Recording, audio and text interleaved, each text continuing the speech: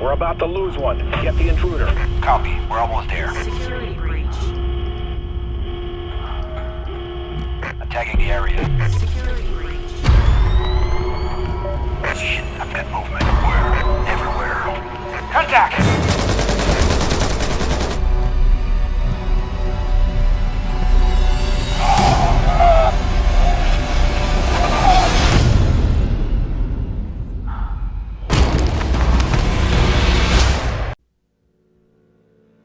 Hey, what's happening, everybody? Wyatt Hurt's back. Well, finally bringing back some of the Spies versus Mercs, Splinter Cell Blacklist action.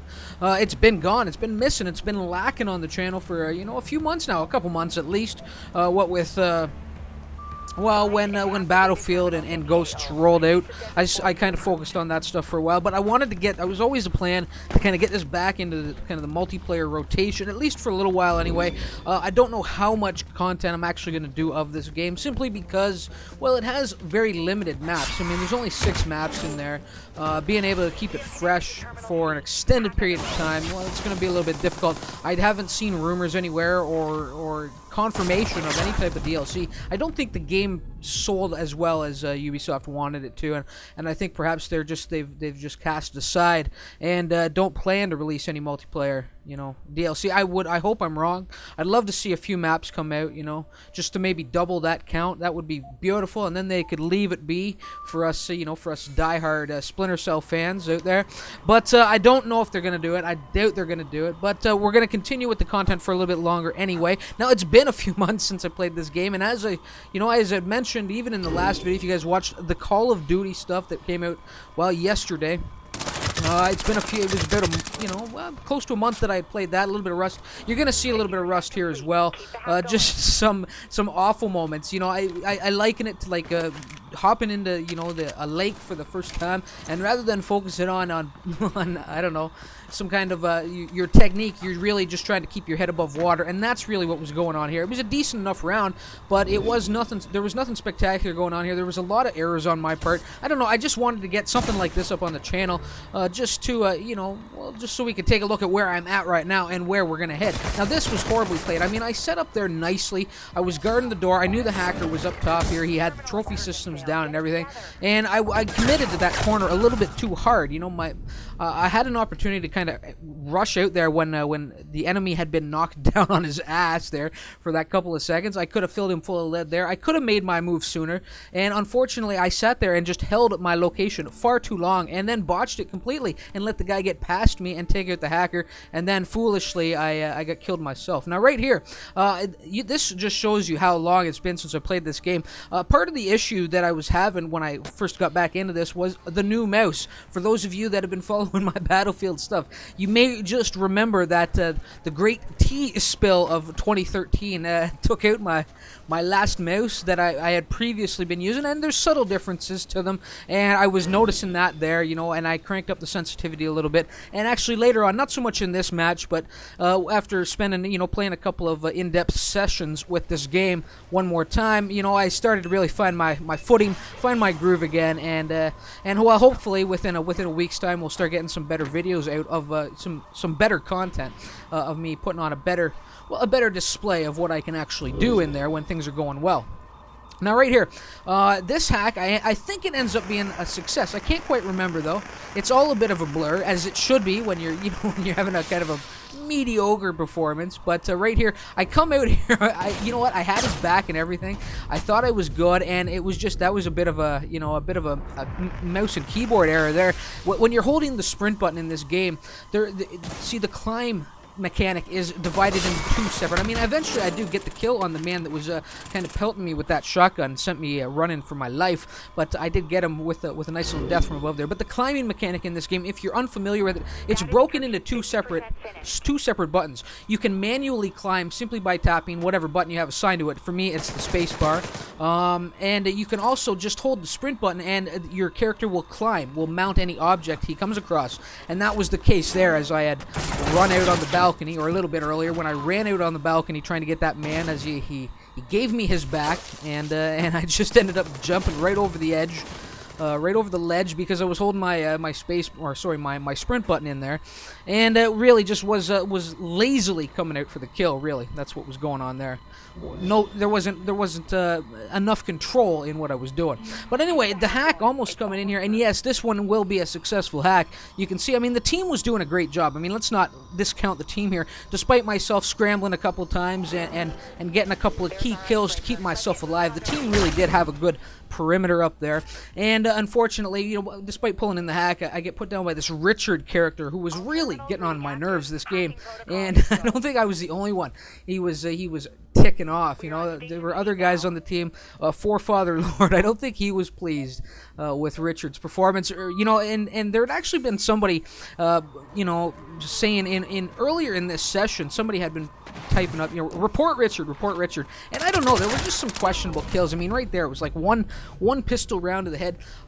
After kind of looking back at the game, and he has a stellar performance as a merc here, and it's just frustrating when that happens, and you're just at the receiving end of it. I even think I called him out at the midway point between rounds. I typed into the team. I said I think he's a cheat, but looking back at it, you know, he really wasn't. He was just playing a really solid round as the merc, reading his. I think what he had was motion tracking running, and you'll see it. You know, you can see how he's able to track me as soon as I start getting a little too. Well, a little too hectic with my motions, which is, you know, is how I'm running it for the most part. This one was questionable, though. I mean, he knew I was there, motion tracking, probably heard me, and but just the way he came around the corner and put me down with such haste surprised me. You know, I wasn't expecting him to have been aware of me right there, and perhaps I should have played it a little bit differently. I should have been a little bit more aggressive, mounted the kind of the balcony there, and tried to get a death from above a little bit closer on him before he can make the move on me. You know, so I'm just, like I said, trying to get back into the swing of things. Let's run down this this loadout that I'm using here. Now, this spy, it's the intel suit, as you've all noticed. You know, I am running that kind of that support role for the team, popping guys up on the radar or on their HUD, their heads-up display, as such, right there. You know. And trying to do a little bit of damage with my UMP, my ump here, which really is, and I'm pretty sure that this is probably the most effective spy weapon you can use in the game. This UMP. It's extremely effective. If you set it up right, I mean, it has great range, moderate or average damage, you know, but it has great control and will maintain its accuracy across long bursts, you know. So I'm pretty sure it's probably the most overpowered or the most powerful spy weapon that you can wield, so long as you set it up correctly, you know. Now right here, again, just a little bit of bad luck as we see Snorchegg fall. Even though he knocks down, puts the foe on his ass in a Phantom here. You know, I just couldn't get the right angle on the balcony, and it forces, you know, foolishly I rush out here with the hack. I do manage to finish him off, you know, after putting some spray his way, but I probably should have just held my position, you know. But also on the same token, on the other side of the coin, I mean, it's good to thin the herd. That way you're not going to get overwhelmed so severely. You're not going to have 2 or 3 guys rushing up that flight of stairs and really wreaking havoc in those hallways where you're trying to, you know, where you've put up your defensive measures. Now, the team does a great job here. They see that I'm out on this road, and they shift accordingly. Now, unfortunately, I'm in a terrible position. A little bit later on in the session, I actually realized that the camera, one of the cameras in this sector, is lined up exactly where I'm sitting, you know. It stares right across the street on this location. So anybody in the kind of the spawn screen on the other team waiting to die, or waiting to come back to life, is probably pretty aware that I'm right there, you know. So it was a little sketchy there. I did see the man coming around the corner. I repositioned, and foolishly, I probably should have just held my position a little bit longer. It was a shame I got stalled out there at 97% with that hack, and I don't think the team recovers while I sit in here and just stewing in my own, I don't know, just my own disgust with how that went down. And again, it was Richard. I mean, Richard, he's in there. I think it's meant to be Richard, you know. He's in there to save the day constantly. You can just see he's been quite active up there in that upper right-hand corner of the screen. There's been a lot of killing done by him, and he really did keep us spies in check for his team. And in the numbers, you'll see that displayed in the numbers when this round does end. I mean, it's just... I mean, it's not over yet. I think he puts me down a couple more times here before before everything comes to a close. And it was just, I think that's what really prompted me to say, I think he's a cheat. Something. I mean, if I'm getting put down this often, well, something has to be funky. in Funky Town here, you know what I'm saying? Anyway, there we go. There he is, putting me down one more time, coming in to save the day, as he has a tendency to do, and not just killing me, but really just decimating my team. Anyway, let's finish looking at the kit here. Obviously, I said the intel suit. The pistol's the USP-45 silenced. The alternate weapon is the UMP or UMP-45 silenced as well. Thermal goggles is what I'm wielding with the RFD disruption. So, you know, I can keep myself off those. Well, for the guys that are wielding the mercs that are wielding the RFD vision mode, it keeps me off of their little their heads up display. I have the takedown gloves, the extra gadget pants, and that's something that I really didn't get much use out of. I am carrying both smoke grenades and trophy system, but I don't even think, I mean, it's been so long since I played this game, I wasn't even really aware that I had the trophy system. I don't think I even get it to use at any point in this game. So yeah, I mean, it was just like I said, just trying to keep my head above water, just trying to keep from drowning in the game. You know, I wasn't really really just trying to get a good feel for it all again, you know, and get a good feel for the mechanics.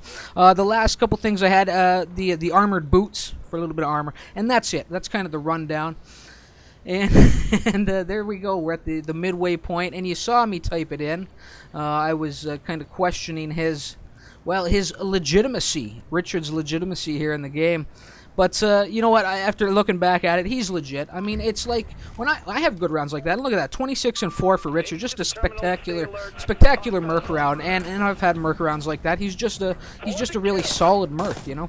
And he had one. He was on the ball there and was putting us down. Reads his motion tracking really well and does some serious damage. Now I know I've been against, you know, kind of putting fire down this street into their spawn, but I was irked. I was irked about how, you know, the way Richard was just kind of sticking it to us, and I felt I needed a little bit of retribution at least, and I do a little bit of damage here at this end of the road, and then just go about my business. And luckily, I catch one more spy spawning right over here. It takes me far too long to put him down, unfortunately, but finally I do get the Phantom there.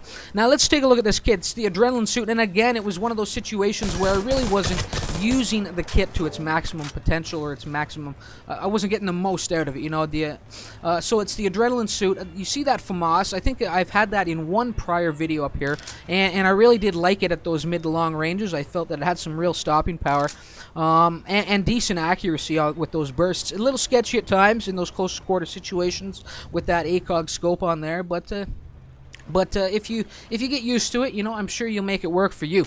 So let's, what else do I have in here? RFD vision, kind of a staple with this adrenaline suit. I do like how the two go together. The enhanced, now I used to have, I think, the flash protection visor on my helmet. I had, at some point I had swapped that out. I'm now, right now, currently wielding my helmet is an enhanced protection helm, you know. So what it's doing, I would imagine it's picking up guys. That RFD vision will pick up guys at further ranges when they're using their headsets. You know, it'll highlight them with that little box up on my HUD.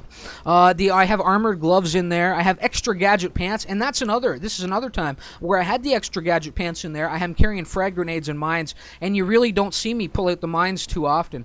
But again, I ran this merc side completely undefeated, you know. So despite having a pretty, you know, I went 8-8 with one hack on the spy side of things. I go 13-0 with a few defends here on the merc side of things. So after being away from the game for a little while, I thought it was a pretty solid round when it all came down to it. What else do I have in there? Sprint boots is kind of rounding out what my loadout, so a little bit extra speed, and there we go. So we have this guy. He did get away from me. Now I was kind of off the ball with this FAMAS for the most part. You know, I do get, like I said, I do pull in 13 kills here. Some of it is pistola work. And some melee bashes and takedowns and executions that way. Really, for the most part, I mean, I was off the mark with the FAMAS. I didn't wield it where I find it the most effective, I didn't wield it well where I find it the most effective at those longer ranges. Where I had the most success with the FAMAS this round in particular was kind of right up in your face, you know, just firing it from the hip a little wildly. But you know, hopefully that'll change and get back into the groove of things, as I said. So here we go, running a patrol. You know, when there's a little bit of activity at one, I always recommend this for guys that are maybe new to this game or haven't spent much time with it. You know, when a hack had just got ceased at one end of the map, it's always a wise decision, especially if your team has flooded over there, is heavy and thick at that side of the map. You know, it's good to make a quick run, or at least run a patrol to the other end, to the furthest of the objective that is the furthest away. You know, often that's the way it goes down. You know, smart spies will set up once that hack has ceased to try and get a jump on the furthest point away from where the shit just went down. You know, where the shit just hit the fan. They'll try and get a jump on that objective in particular. So it's always good to run a patrol. You know, I think that's kind of obvious at this point. And here we go, coming in, pistola in hand. My adrenaline suit had just worn off. I see a couple more creeping in at the door. They seem really determined to put down this mansion objective, this villa objective, this A objective. And I'm having a little trouble getting this guy. He makes a rush. Where are you going, sucker? Put you down. A beautiful little execute. You know, I did enjoy that. And we continue on our way here. I get some reloads in, and then there it is. So. It's good to be back. I don't know why I left this game, put this game on the back burner for so long. I did want to try and get into the battlefield and into the Call of Duty, and I had to spend a little bit more time with those games because I was unfamiliar with them, you know. But I'm happy to have this rolling one more time. Now I did see the activity, the spy rushing up here, making a move for kind of the A second floor. Now a hack's been initiated on C. It's time for me to move. I would like to spend a little bit more time there, try and take out the man, and cover my teammates back. But I don't want to let that C hack get any deeper than it needs to. You know, at this point. And this was a pretty good session of guys. This BZP, Forefather Lord, and even Richard and Snortshag. I would have been playing, you know, during this session. Those guys in particular were in here for quite a while, and it was a good time with them. You know, some good players, despite the fact that Richard's legitimacy came into question. He's a solid player too. Now right here, this guy going all Neo on me, all Neo Matrix BZP, who was the hack man. You know, he came, see him come sliding around that corner when that frag went up there. Anyway, he goes just whizzing on by me, completely blew his wad. I don't know what was going on there, but he was in such a rush to get away from that grenade. He slid right past me, was looking to hightail it right out the door, but I did get the nice little execute on him, and starting to get doing a little bit more damage to Richard, so that's nice. So I liken Richard to a lot how I play. When I'm on the ball, after I spend a little bit more time with this game, you know, when I really do excel, and I've said it before, really do excel as the merc in this game, you know. And in my spy side, you know, my spy work is questionable at times, not as consistent as I'd like it to be, and that's off. That you can see it right here. I mean, that's really how Richard plays as well. Really solid merc, you know. He knows what he's doing and how to read his devices that he has, his tools, use his tools to his you know, to his advantage, and then on the spy side of things, things get a little sketchy for him as well, and it shows here this round. He really did keep his team in the game during that first round. A lot of damage done by the man, but this time around, I mean, we were locking things down, and they couldn't get things going. Even Richard, in all his glory, you know, he couldn't do it. And you see Forefather Lord just heading out there to make sure that scraggler wasn't still hanging out on the balcony. Unfortunately, you know, there were quite a few kills I could have had I been a little bit more on the mark here with this weapon. But again, just trying to get a feel for things one more time. And a C-hack picks up again. Again, they're rolling over here. So, you know, that's the way it goes down. As I said, it's back and forth. Often, you'll find those objectives going between A and C. And here you see Richard, not just on this map, but on other maps. That's how you try and get that very first terminal is by you know, forcing the mercs onto one objective, maybe failing there, and then bringing it in on the one that's furthest away from the map, getting a jump on that one, you know. So Richard, you know, that was a sketchy little kill on him. Any kill on Richard at this point was putting a smile on my face, let me tell you, and especially when I'm saving my teammates' ass and my own in the process. Now, the match really winding down here. There's not much hope that they're going to, I mean, they would really have to really have to kick it into overdrive to be able to pull in not just one hack, but to beat that 97% that I managed to pull in on the second one, you know. So they need 2 hacks to win this game, and with under 2 minutes, you know, chances are pretty slim that that's going to happen, because we've had things on lockdown. You know? And one more time, just as I get over here, of course, they're back on C again. You know, again, and I'm forced to make the patrol, and I like doing it. I like playing it like that. You know, always pay attention, not just to yourself, but what your teammates are doing when you're playing this game. Because if you're heavy on one objective, you need to be the man. I mean, don't wait for somebody else to do it. You need to be the man to get over there and run a patrol back to across the other objectives. Now, right here, I mean, I didn't do much. BZP had the hack going one more time. I did hear kind of that the box come up. You know, his vision came on. I did hear the noise. I never saw the box, but I did hear the box appear, and that's what prompted me to kind of run back out the door. Now, at the very least there, I didn't really get the kill or assist on it, but I did, at the very least, I think I flushed him out of that building, you know. So there we go, under a minute. There's not much that they're going to be able to do at this point. I get zapped coming over here. I did see the box around the cloaked spy. I'm like, what are you going to do now, sucker? Oh, you're going to do that, are you? Up on the Carnival truck he goes, and just as I start to get this shot lined up, his teammate starts filling me full of lead, pelting me with his... Well, with his death bullets over there, I don't know. He starts trying to put me down, and quick thinking, I just strafe out of his line of sight. I get that adrenaline jacked in, and by the time I get back to them, again, both men are put down. So despite only going, I mean, the 13-0, pretty solid merc run. Could have been that much better though if I'd been a little bit more on the mark with this weapon, been a little bit more aware, and hadn't just been sitting there like trying to tread water and keep my head, you know, keep myself from drowning in the game against this competition that have actually, you know, been playing the game over the past couple months and have that much more experience with it. So here we go, with some nice patience. It is Richard here. There we go. I did hear a little bit of motion around there. I was ready, and a great little execute, followed up with some tea bags of death, while Forefather fills him full of lead after the fact. You know, like, and that's why I'm saying it wasn't just me that was getting ticked off at Richard's. Great play there on the Merc side of things. I think a Forefather was getting a little annoyed as well. So there we go, and just into overtime we go, and that's it. Everything's wrapped. You know, 197% to 40%. Pretty solid round. A good competition in here all around. Some good guys, you know. I enjoyed playing with Forefather. So there we go. 21 and 8 for me. One hack, the one hack that we got, plus the 97%. I think I carried that for the full 97, and 3 defense. So after being away from the game for a while, that's a pretty decent round to get up here on the channel, or at least I thought it was. You see Forefather Lord, who is a really solid player, and I've spent quite a bit of time with him. Got him on my friends list now. 22 and 17. Not one of his best rounds, but as far as the KDR goes, but he certainly did perform well enough. I think Richard was probably doing some serious damage to him when when we were the Spies as well. And 3 defense. Snorcheg, 15 and 12 for him with 2 defense, and that's really worth mentioning up there. Now, really, you know, Richard, I mean, look at those numbers. Big-ass numbers there.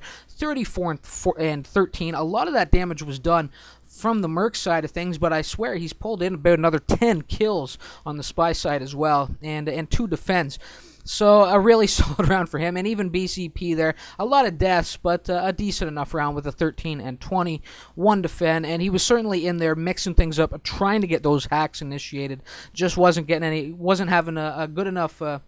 well, it wasn't having a lucky enough time that he was able to maintain it. Perhaps his team was slacking a little bit in putting up some good defensive measures, or perhaps we were just dominating on that Merc side, you know? Who knows? Anyway, guys, hopefully you're happy to see the Spies versus Mercs back one more time. I'm sure at least some of you are.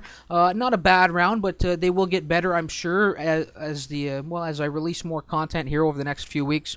Hopefully you like this, and hopefully you will leave me a like or a comment or sub to the channel if you're new around here and you haven't already. And well, until next time, guys, remember why it hurts. Later.